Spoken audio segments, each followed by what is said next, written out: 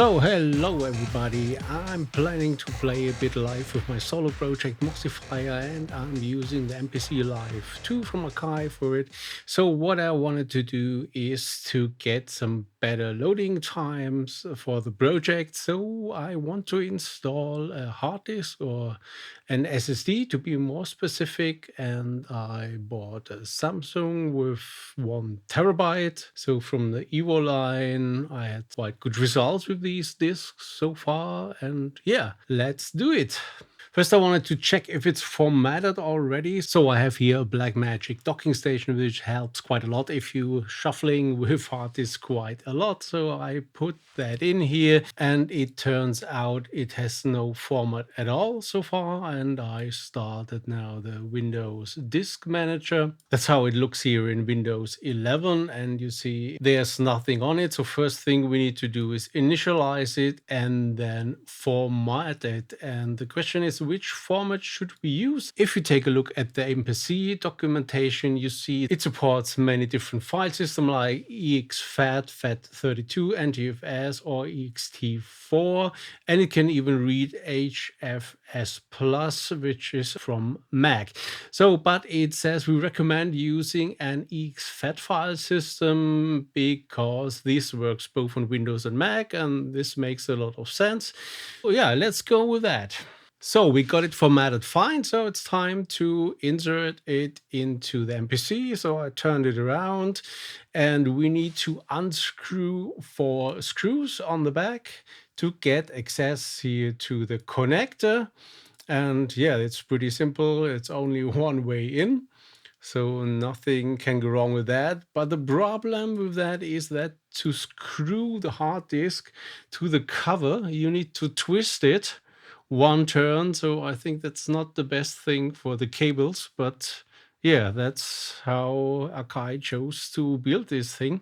So we need to twist it, and we need to put in the screws, and we need to put in the device again, which is a bit of a hassle. And the first issue to fix was there were no screws part of the hard disk, and I could also find no screws in the Akai package, but lucky me, in my big box of all PC stuff, there were some hard disk screws, and with them I could mount it to the cover. And yeah, it was a bit fiddly to get everything in again, so it's really a thing of some millimeters to fit it perfectly back in, but nevertheless, at the end, I could make it.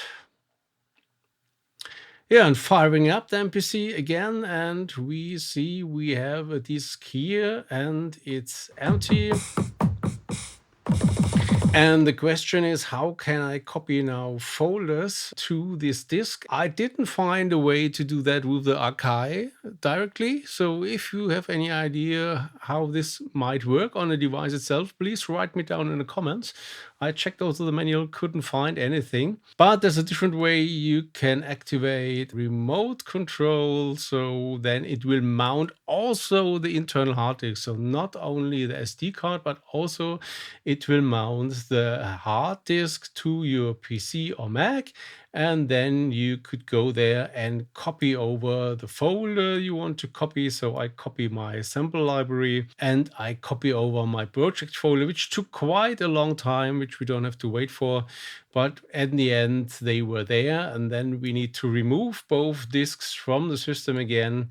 And then we can also leave here the mode on the MPC and restart it in standalone mode. And let's have a look.